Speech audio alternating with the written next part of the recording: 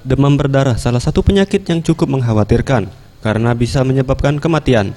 Di Kota Palembang, berdasarkan data yang diperoleh dari Dinas Kesehatan Kota Palembang, dari 39 puskesmas yang ada di Kota Palembang, untuk tahun 2016, penyakit yang menular melalui gigitan nyamuk Aedes aegypti ini mengalami penurunan kasus jika dibandingkan dengan tahun 2015. Untuk tahun 2015, terdapat 979 kasus DBD di Kota Palembang, dengan kasus 2 orang meninggal dunia. Di tahun 2016 hanya 930 kasus, dengan wilayah paling banyak yakni Multiwahana 74 orang penderita dan 4 Ulu dengan 56 kasus. Untuk korban meninggal dunia berada di kawasan Kalidonis 1 orang dan Sukarami 1 orang.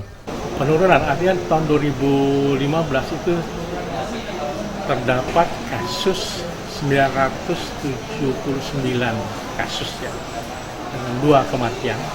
2016 menurun menjadi 825 kasus dengan 2 kematian juga.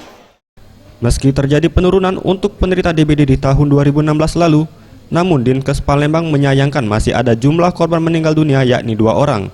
Di tahun 2017 akan ada gerakan serentak pembasmian nyamuk Aedes aegypti di semua kecamatan yang ada di Kota Palembang agar perkembangbiakan nyamuk penyebar DBD tersebut dapat dihentikan.